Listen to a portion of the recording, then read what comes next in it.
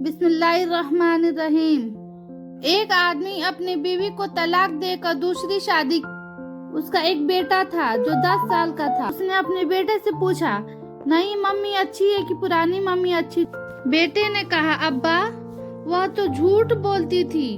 ये सही है, वह बहुत झूठी थी। वह बड़े बड़े झूठ बोलती थी। सगी माँ ये सच्ची है। उसने कहा, वो कैसे?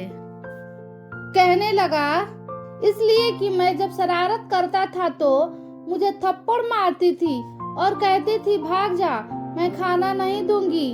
और मैं तो वह झूठ बोला करती थी कि खाना नहीं। जब आधा घंटा हो जाता तो मुझे ढूंढ कर लाती, मेरी मिन्नतें करती, मुझे फुसलाती और कहती कि तुम मुझे परेशान ना की। फिर मेरा माथा चूमती, मेरी मर्जी का खाना बनाकर मेरे मुंह में खिलाती।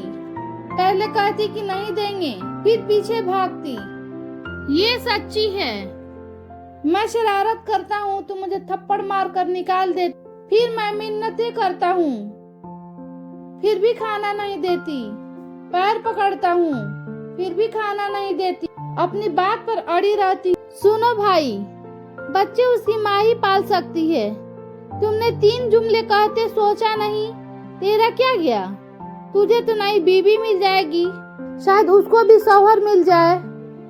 उन फूलों का क्या, जिनकी न माँ ठीक से हुई और न बाप ठीक। 3 अल्फाज कहने से पहले 1 मिनट सोच तो ले।